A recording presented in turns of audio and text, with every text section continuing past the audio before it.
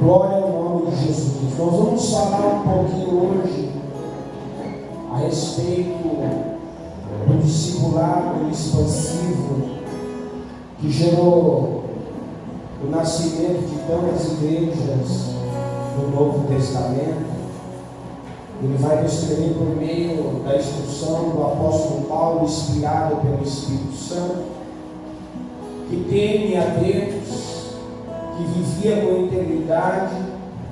Então, o discipulado expansivo, ele vai abranger todas as áreas da igreja, tanto a área social, a área familiar, pedagógica, tanto a área dos matrimônios, tanto a área espiritual, porque o discipulado não tem a ver com o crescimento de igreja. O discipulado tem a ver com a impressão de Cristo no indivíduo que confessa uma fé. Amém? Então a ferramenta do discipulado está em imprimir a natureza de Cristo em mim e em vocês. Então, nós não estamos esperando o crescimento da igreja por meio do discipulado, porque o crescimento quem dá a Deus, e o discipulado por meio dos seus filhos é Deus que promove. Então, nós vamos falar um pouquinho sobre isso.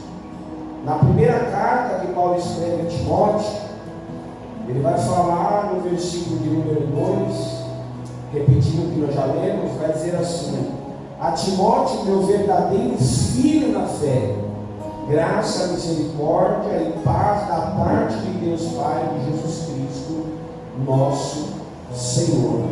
Vamos ver o que ele vai falar na segunda carta. Vira aí umas 4 páginas para frente. Você vai encontrar em 2 Timóteo, no capítulo 1, no verso de número 2 também.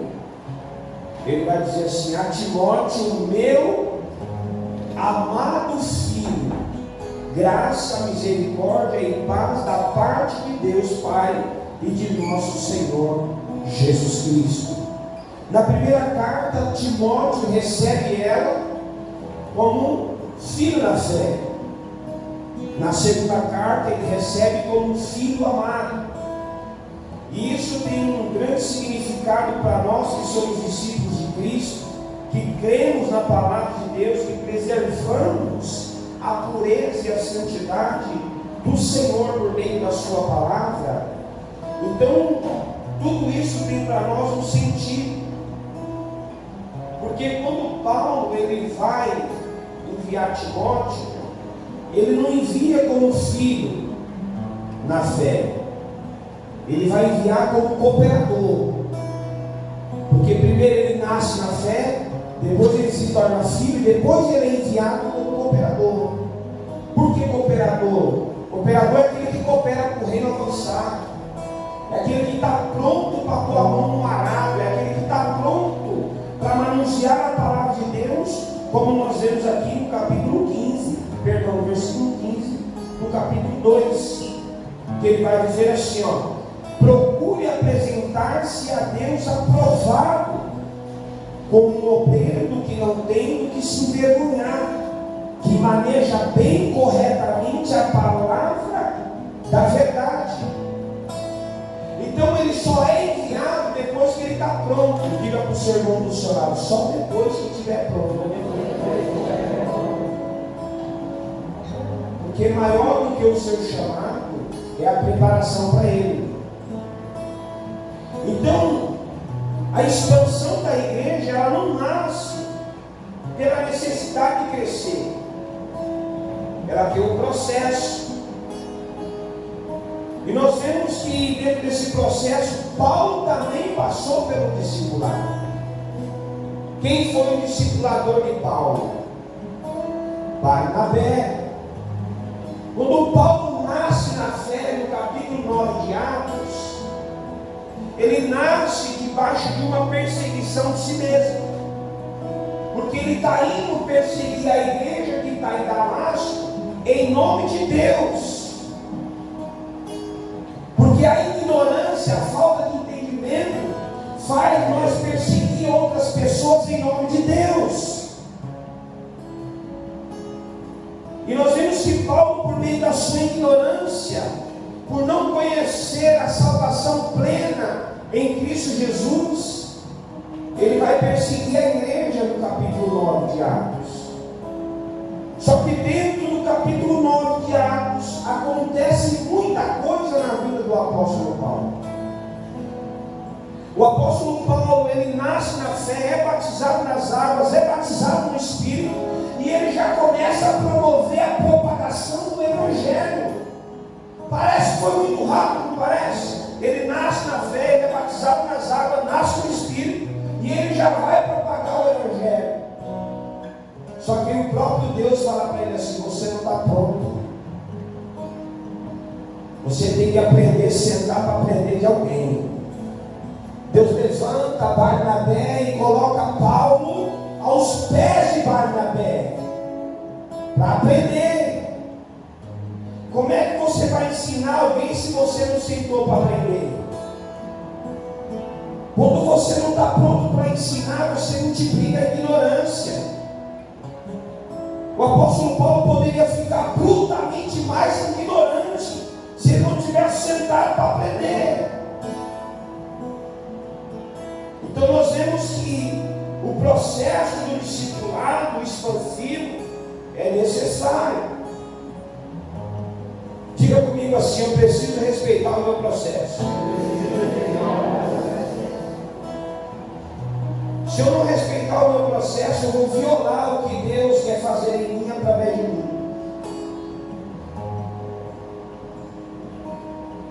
Então nós vemos que dentro desse processo, Paulo discipula Timóteo. Só que antes de ele discipular Timóteo, ele é discipulado por Barnabé. Vamos conhecer um pouquinho quem é Barnabé? Atos capítulo 4, vai comigo aí.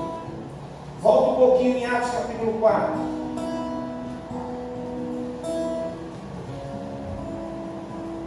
A igreja não cresce nem expande por necessidade, é só por propósito. Amém? Tem que ter um propósito. Atos capítulo 4, verso de número 32 até o verso 36. Acompanhe comigo, por favor. Atos capítulo 4, verso 32 até o 36. Vamos ver o que ele está dizendo aqui. Da multidões dos que creram, uma era a mente e o coração. Ninguém considerava unicamente as suas coisas, a sua coisa alguma que possuísse, mas compartilhava tudo que tinha. Com grande poder os apóstolos continuavam a testemunhar da ressurreição de Jesus Cristo, e a grandiosa graça estava sobre todos eles. Não havia pessoas necessitadas entre eles, pois os que possuíam terra ou casas vendiam, traziam dinheiro e colocava ao pé dos apóstolos, que distribuía segundo a necessidade de cada um. José, um levita de Chipre, a quem os apóstolos deram o nome de Barnabé, que significa encorajador. Esse homem, Barnabé, ele tinha uma posição e ele já adquiria no seu nome uma grande influência. Encorajador. Alguém que discipula tem que ter o propósito de olhar para o outro que não acredita em si mesmo, para encorajar ele aí aonde ele nem acredita que ele é capaz de ir. O discipulador, ele precisa ter a propriedade de fazer aquele não acredita em si mesmo, acreditar nele, que ele pode ir aonde ele não se sente capaz.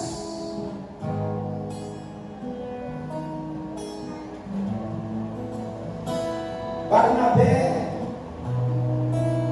quando ele olha para o potencial do apóstolo Paulo, eu acredito que ele menciona no seu entendimento do que Jesus havia falado na comissão, Mateus, no 28, Jesus vai replicar a comissão. Comissão não tem a ver com discipulado.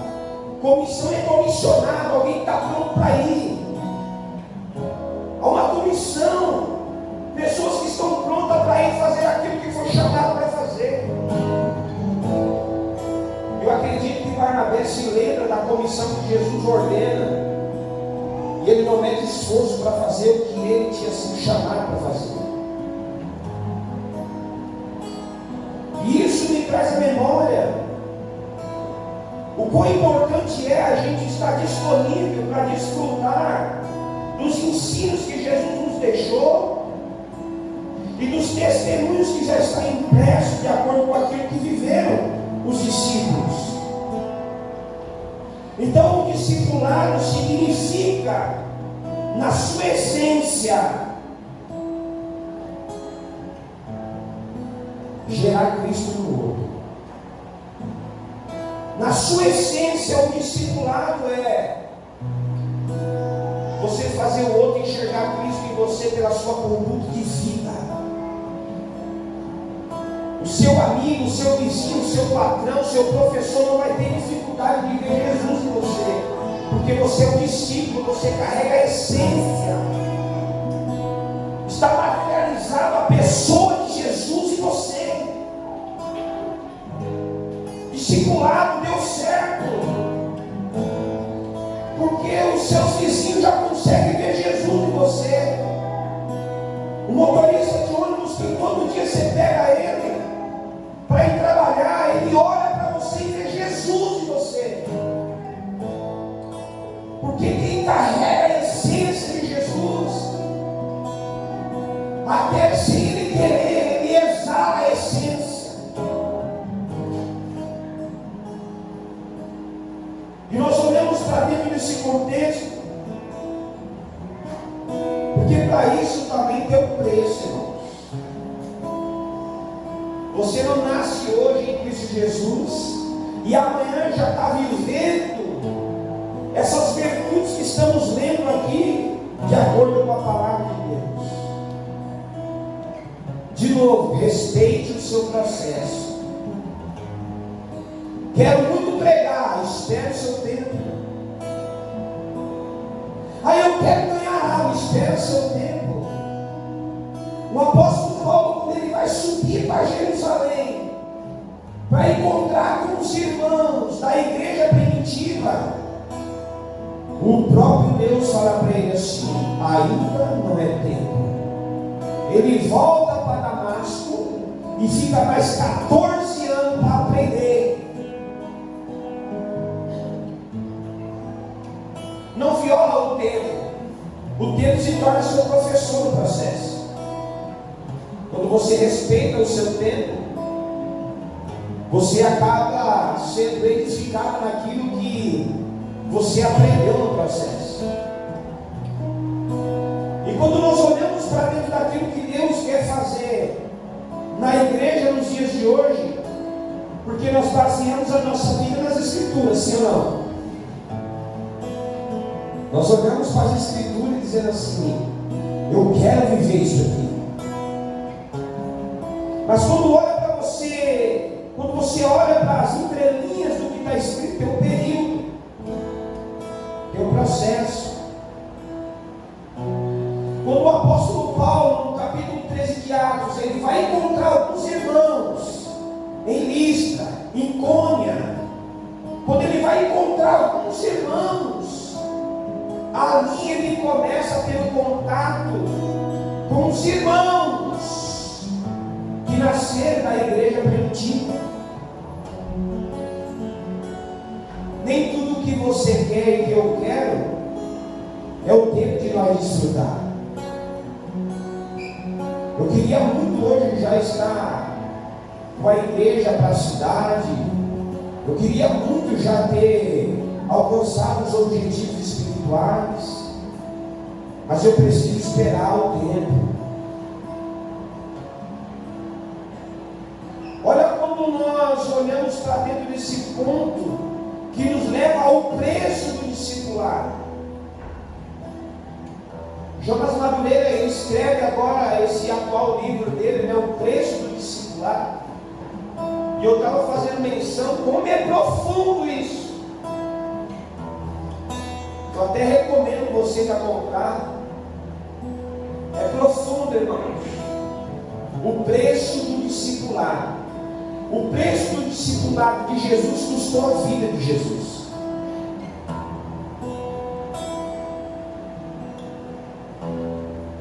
Então vamos olhar para dentro de um preço que Jesus deixa descrito. Lucas capítulo 14, verso de número 33. Ele vai falar de uma construção, ele vai falar de uma preparação, e aí ele vai solicitar algumas perguntas no meio do texto, e depois ele vai contextualizar o que ele estava querendo falar a respeito do seguir a ele. Porque anteriormente, em Lucas capítulo 9, ele vai dizer de uma forma linda e maravilhosa: aquele que quer vir até a mim,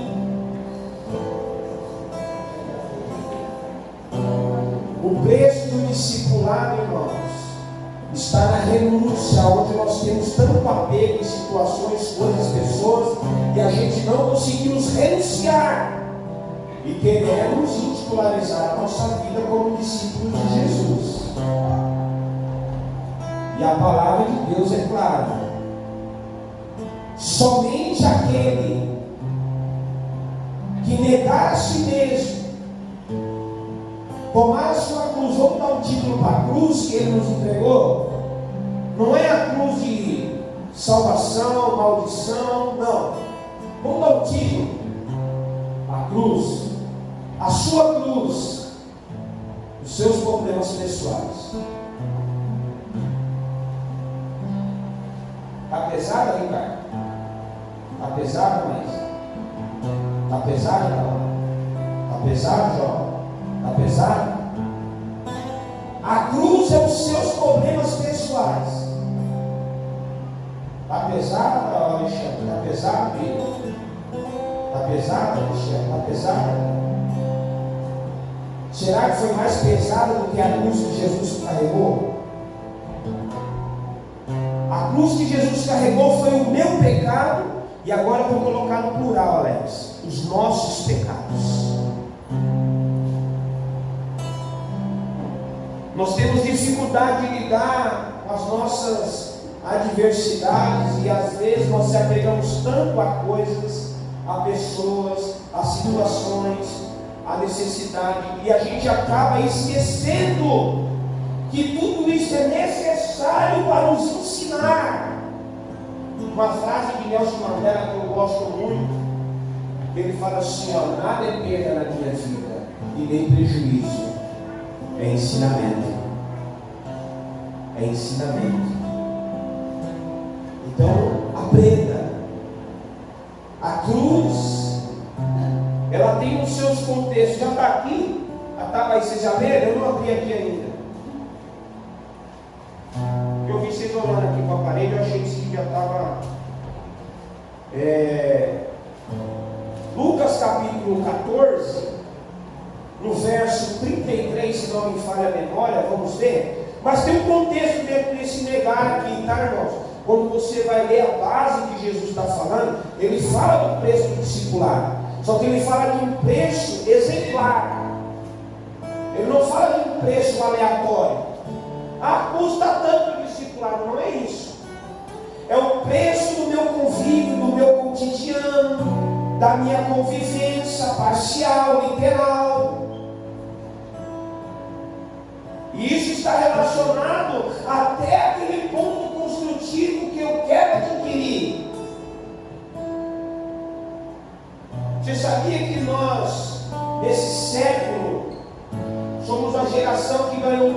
do consumismo. Nós somos a geração que mais consome. Nunca houve tanto lixo na face da terra, a origem global, como tem nessa era, nessa geração. É o consumo. Não gosto mais dessa camisa, vou comprar outra, e tenho mais 5 no guarda-roupa. É ou não é? Sim ou não? É o consumismo. Comi um lanche, não estou satisfeito, vou comer mais 2. Mais um não deu para satisfazer, vai comer mais 2. Só para satisfazer, para dar o repito. É o consumo desnecessário. Então, quando nós olhamos para essa palavra, ela vai dizer assim, ó: da mesma forma, qualquer de vocês que não renunciar tudo que possui, não pode ser meu discípulo. O que é renunciar tudo? Ah, pastor, então significa que está escrito nesse mesmo livro, no capítulo 15, se não me falha a memória, quando Jesus se depara com aquele jovem rico e fala para o jovem rico vender tudo e seguir a ele e dar aos pobres. É isso que eu tenho que fazer com aquilo que eu suei para conquistar? Jesus não está falando de uma conquista terrena, irmão. Ele está simplificando para você entender. Você acha que Jesus está de olho no seu conforto, no seu comodismo? Claro que não. Porque o seu conforto e o seu comodismo pode se tornar para você o seu suicídio. Jesus não está de olho nisso. O que você conquistou nessa terra é seu. Vai ficar na terra, não vai subir para a eternidade. Não é isso que Jesus está dizendo. Está dizendo para você olhar para você e entender que a sua vida é muito mais preciosa do que aquilo que você conquistou. Só que às vezes você coloca isso como um aparelhamento da sua vida. Você passa mais tempo ilustrando o carro do que orando, buscando a Deus, cuidando da sua casa, da sua família, dos seus filhos. Você passa mais tempo se dedicando ao seu trabalho, ao seu profissionalismo, do que aquilo que é eterno. Nós precisamos olhar para os valores. A arte do discipulado, isso aqui é para nós, irmãos. Isso é para a nossa vida, para que a gente não se tornamos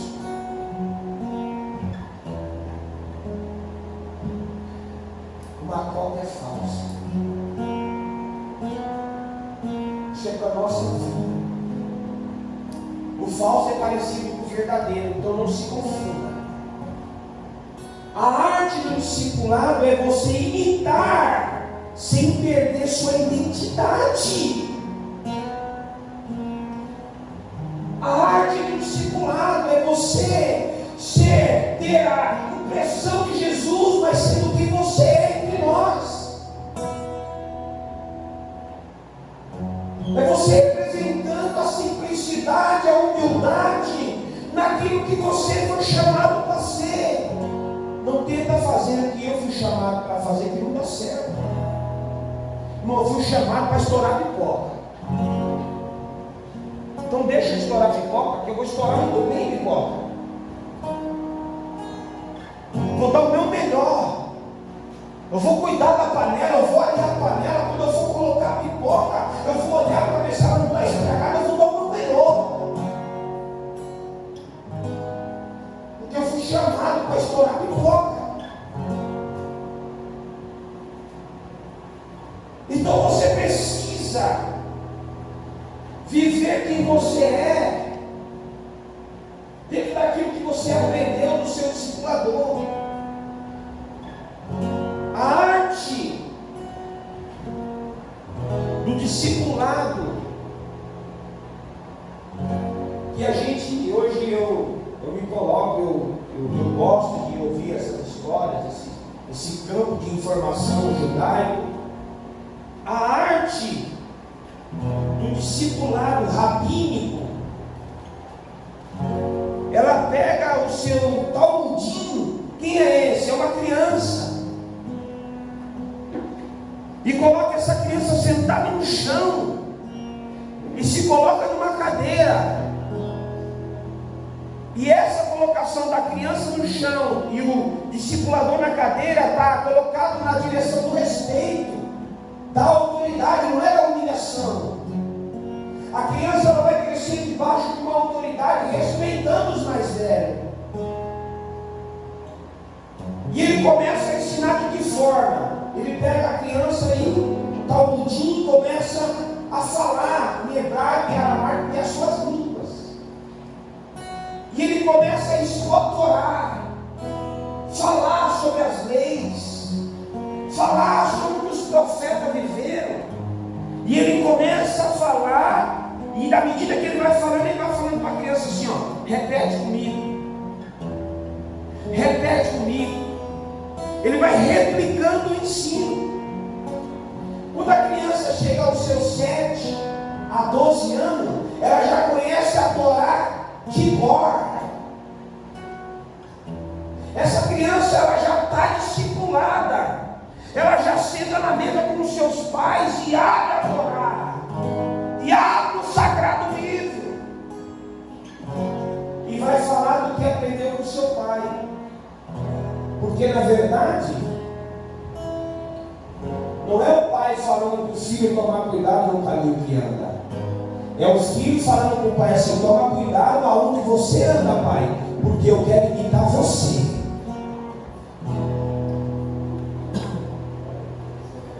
Ô pai, você tem que tomar cuidado com quem você fala, aonde você anda, porque eu quero imitar você. Você é meu discipulador. E quando nós olhamos para dentro dessa característica, por que o mundo virou uma desordem? Todo mundo quer fazer tudo do jeito que ele quer, da forma que ele quer. Por quê? É por falta de liderança, de discipulador? Não é. É por falta da característica, da impressão de Jesus no discipulador. Porque o discípulo não está encontrando Jesus no discipulador, então ele está procurando outras coisas. E o que vai acontecer? Quando eu procuro outra coisa, talvez eu encontre uma coisa que não vai me edificar e pode me matar na fé. Qual que é a nossa preocupação com essa geração que vai transcender na expansão do Evangelho? Nós só temos um meio, irmãos, de mudar o estado que nossa cidade se encontra. A gente respeita a cadeia, a hierarquia do governo, sim, porque nós não queremos, uma desordem na nossa cidade. Precisa ter leis, precisa ter ordem. Mas só há um jeito de moldar o estado que a cidade se encontra. É por meio do Evangelho. Deus não vai fazer nada a não ser na igreja e através da igreja. Efésios capítulo 3, verso de número 15 em diante. Deus não vai fazer nada. Como assim? A igreja é um privilégio? Não. A igreja é comissionada. Ela não é privilegiada. E nem escusa. Então nós olhamos para dentro desse ponto. O que está acontecendo com o Evangelho que você vive e crê e pratica? Tem que causar um impacto naqueles que te ouvem, no seu convívio. Precisa produzir algo na vida das pessoas que estão em sua volta. Porque o Evangelho de Jesus, ele tem a sua essência, que eu acho maravilhoso. Quando eu olho para dentro desse contexto, que nós não podemos nunca perder a identidade. Por quê? Porque o filho quer ver o pai no caminho para fazer o mesmo caminho do pai. E Jesus, ele fez esse trabalho muito bem feito. Jesus, imitando o pai, não deixou de ser filho. imitava ao Pai sendo filho. Eu e o Pai somos um. Eu vim cumprir a vontade do meu Pai. Ou seja, Jesus não tinha dificuldade de apresentar o Pai sendo ele filho, porque ele tinha a sua identidade de filho. Ele não quis ser pai como ele era filho. Quem está me entendendo, diga amém. Porque se você está entendendo a mensagem, a sua casa não será mais castigada. Como assim, pastor? Você não me conhece, você não conhece a minha casa, que castigo é esse que você está falando? Quando eu falo desse castigo, é a ausência das escrituras na sua mesa. Toda casa que tem a ausência da palavra de Deus na mesa, a cultura do reino dos céus, o pai, a esposa e os filhos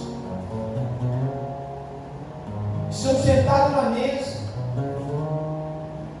As escrituras estão abertas, eles estão fazendo menção da palavra. A família está sendo nutrida, está sendo espiritualizada, está sendo aberto o entendimento daquilo que faltava entender, hoje já não tem mais falta.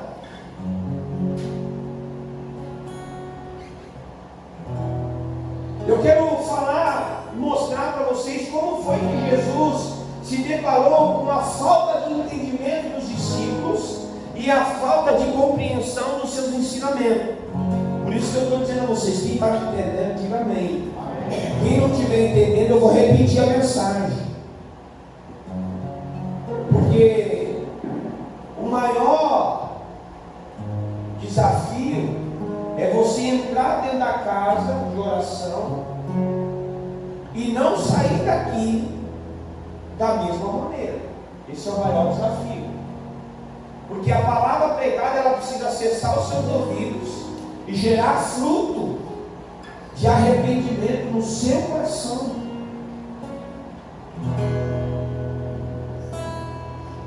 Então vamos ver o que João, capítulo 14, no verso 10, vai nos dizer. Não vamos ler do verso 8. Não vamos ler do verso 8, vamos ler do verso 5. Vamos ler mais um pouquinho ainda. Vai dizer assim, João 14, verso 5, vai dizer assim, ó. Disse-lhe Tomé, Senhor, não sabemos para onde vais, como então podemos saber o caminho? Respondeu Jesus, eu sou o caminho, a verdade e a vida, ninguém vai ao Pai a não ser por mim. Ele toma uma posição de filho que revela ao Pai. Se vocês realmente me conhecessem, conheceria também o meu Pai. Já agora vocês o conhecem e o têm visto. Disse-lhe Filipe, Senhor, mostra-nos o Pai, e isso nos basta. Irmão, olha o contexto. Jesus acabou de falar, quem vê a mim vê o Pai. Ele acaba de falar, e os discípulos sem entender. Por isso que eu falo, a falta de entendimento, quando você não entende algo, você não pode passar para frente. Amém? Porque quando você não entende e passa para frente, você multiplica a ignorância. Você precisa ler, reler, talvez contextualizar o texto, buscar, talvez em outros livros, para que você compreenda. E ele vai dizer assim, no versículo 9: Jesus respondeu, você não me conhece, Filipe, mesmo depois de eu ter estado com vocês durante tanto tempo, quem me vê, vê o Pai. Como você pode dizer, mostra-nos o Pai? Irmãos, dentro dessa perspectiva, o discipulado expansivo. Ele precisa ser bem claro na prática que eu pratico ele. Jesus foi claro com eles e mesmo assim, em tempos precisos da ascensão, porque aqui Jesus estava caminhando já para a ascensão, para a morte.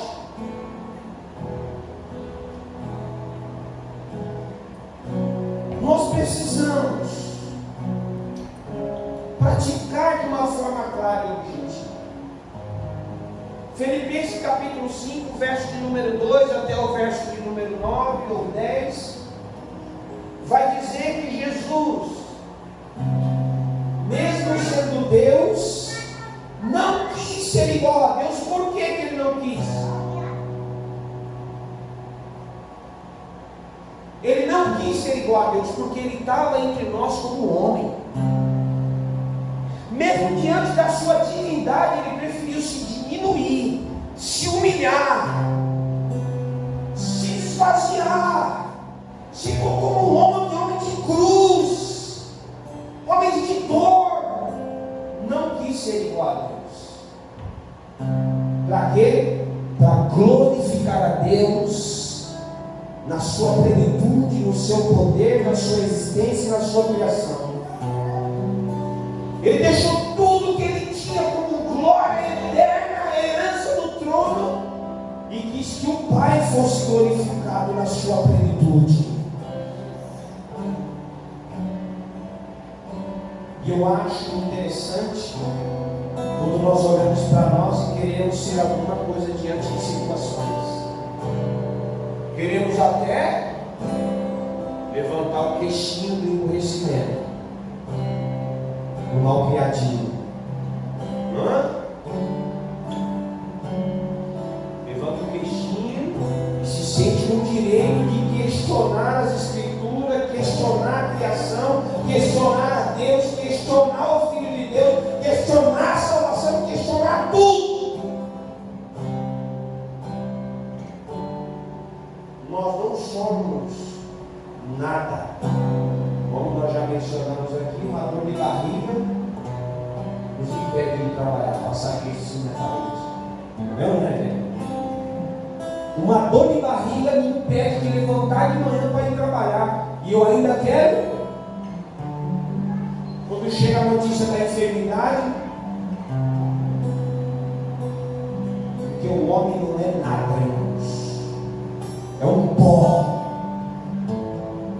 E é para o pó que ele vai voltar. Por que Jesus nos ensina a ser obediente e humilde? Porque ele chegou naquela corda de religiosos a insubmissão.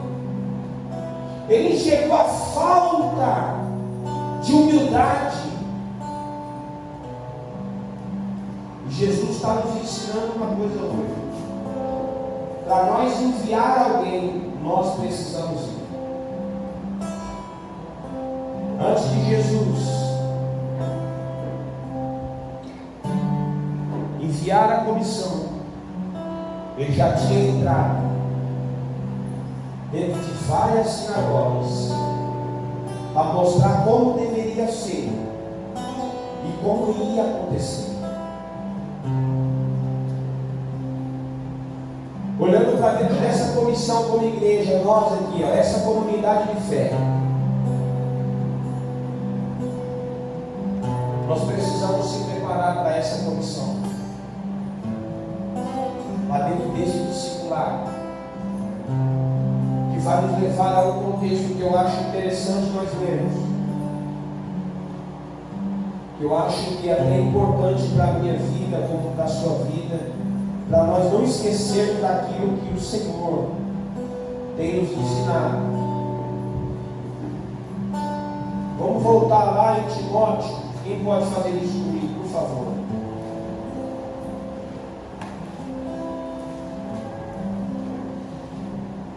Discipulado expansivo, ele vai materializar a pessoa de Cristo na sua vida.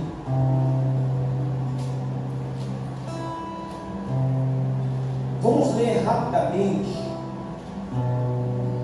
o capítulo 2 capítulo 2 e verso de número 1 em diante. Portanto, você, meu filho, fortifique-se na graça que há em Cristo Jesus. Diga comigo, a graça em Cristo Jesus.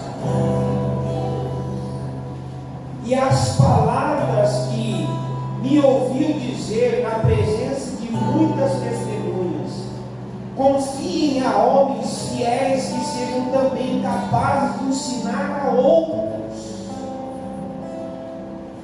2 Timóteo, capítulo 2, o versículo 2 vai falar muito com a gente.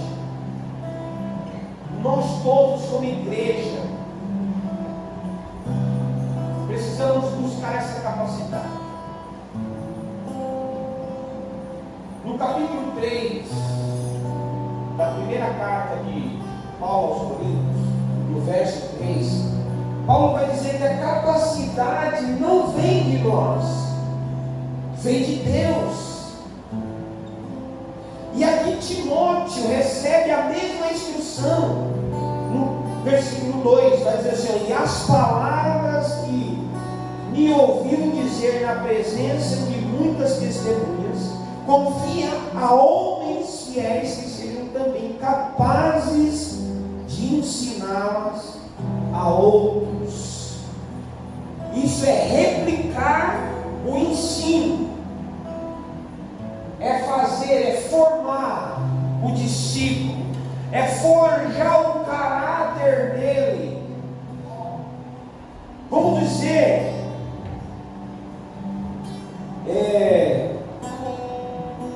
vamos ir para o versículo 7. Vai dizer assim, reflita no que eu estou dizendo, pois o Senhor dará a você entendimento em tudo.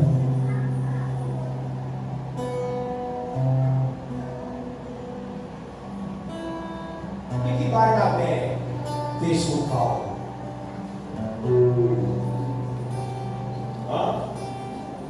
Barnabé discipulou Paulo, dizendo assim: Paulo, você pode ir além do que você está pensando. O que você pensa que é capaz de fazer é pouco ainda para aquilo que o próprio Deus vai te habilitar, vai te capacitar. Irmão, maior articulação do discipulado é impulsionar esse homem, essa mulher, esse jovem, esse a fazer o que Jesus ensinou. Essa articulação onde você impulsiona o outro, isso gera vigor, saúde, porque não tem prazer maior na vida do um indivíduo que confessa a fé em Cristo Jesus do que ganhar uma alma. Não há prazer maior. Você pode ter uma Lamborghini na sua garagem, não vai gerar tanto prazer em você quando você anda nela, de que quando você pega um morador de rua e prega o evangelho para ele, levanta ele na calçada e diz para ele assim: você pode tudo naquele que te fortalece agora, que é o Senhor Jesus Cristo, o que ressuscitou entre os mortos, o que deu a vida por você, o que é a palavra viva que penetra o seu interior. Quando você vê aquele homem fazendo a barba, cortando o cabelo, reconstruindo família, você vai falar: minha Lamborghini não serve para nada, só para me levar até o mercado e voltar.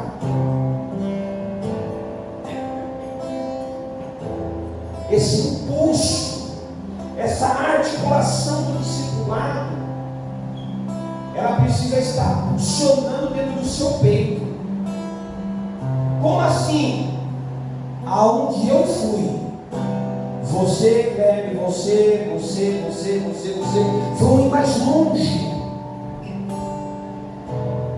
Por quê? Porque foi impulsionado a acreditar. Sabe por que a articulação foi essa que Jesus fez com eles? Vocês creem? A pergunta de Jesus nos discípulos: vocês creem? Obras maiores farão. Jesus, numa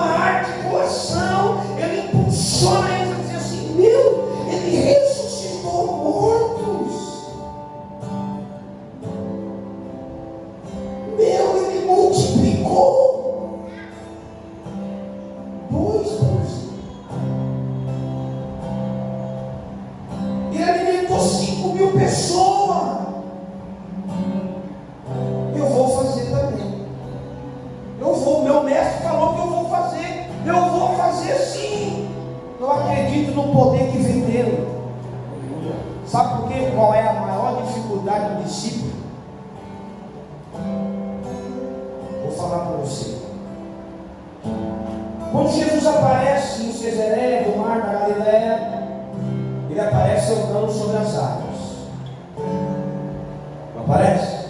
Eles estão dentro do barco, quando eles veem Jesus, eles falam um fantasma. Eles não veem que Jesus, eles ficam um fantasma. Jesus vai chegando mais perto do barco, aí ele se alegra, não é um fantasma, é o mestre. Ele fala assim: mestre, deixa eu viver com você. O mestre faz assim: vem. E ele começa a ir. Só que logo após, a uns 3, 4 passos que ele dá, ele olha para trás e vê que o barco ficou longe. Ele está no meio do mar. Ele começa a afundar. 2 segmentos perigosos para o discípulo. O discípulo, quando ele desfoca do ensino do mestre, ele corre o perigo de afundar. E quando ele olha para trás e vê que está longe aonde ele pode pegar, ele também pode afundar.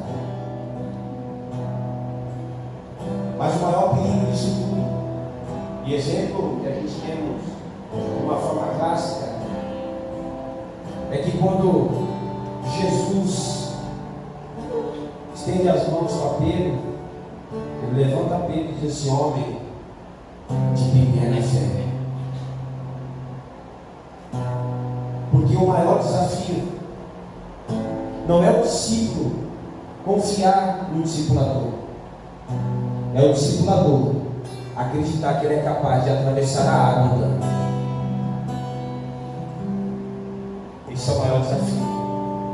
Porque o discipulador, ele está sempre funcionando, mas o discípulo, ele sempre olha pelo caminho difícil. Irmãos, diante da instrução,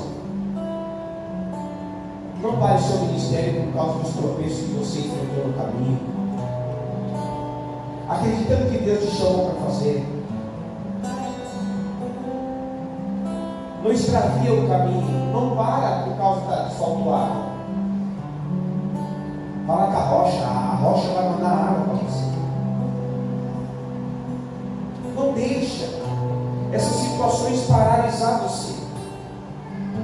Porque resumidamente eu quero resumir assim, ó. Lê comigo aí o versículo de número 8, 9 e 10.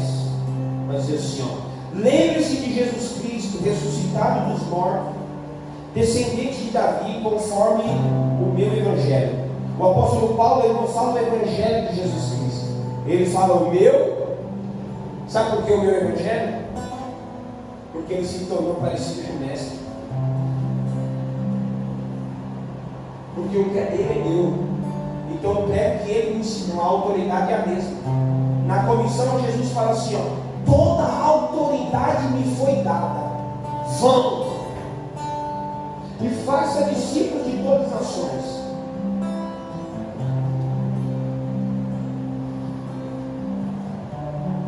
Olha só que coisa interessante.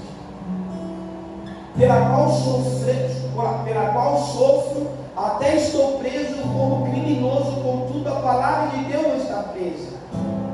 Ele está falando do seu sofrimento por causa do Evangelho. Por isso tudo suporto por causa dos eleitos, para que também eles alcancem a salvação que está em Cristo Jesus, com a glória eterna. Aí ele vai dizer no versículo 8, vamos ver. Esta palavra é digna de confiança. Se morreremos com ele também viveremos.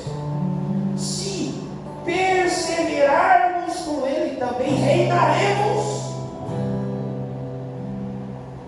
Se o negarmos, ele também nos negará. Se somos infiéis, ele permanece fiel, pois não pode negar a si mesmo.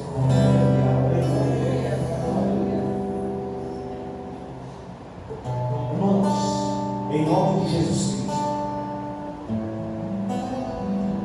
prega para você diante do espelho. Vai diante do espelho, prega para você o sermão mais poderoso que o homem pode pregar. Não é os ouvidos do outro, é os seus. você.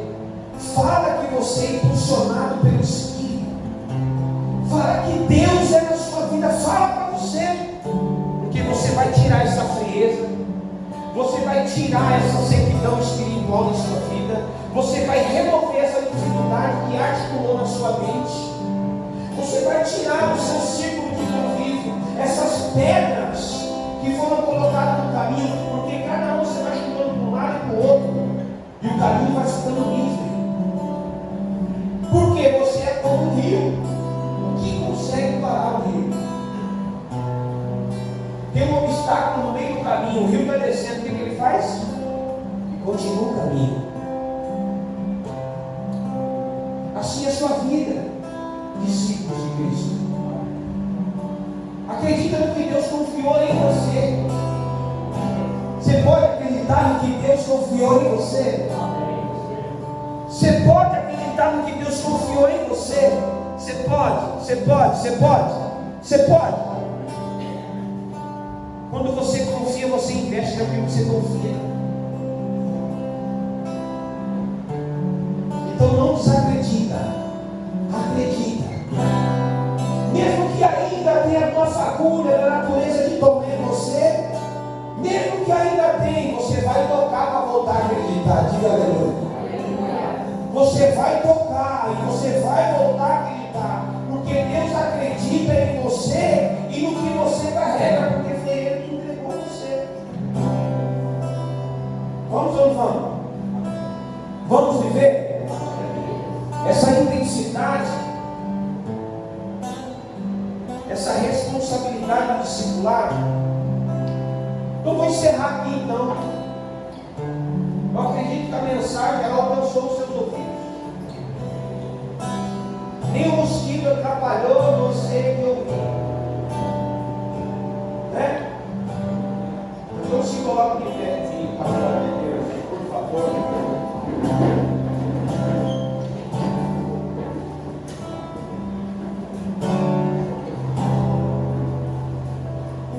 Eu estou crendo e quero que você me ajude. Olhe para mim, por favor, 2 minutos. Eu já devolvo os seus ouvidos.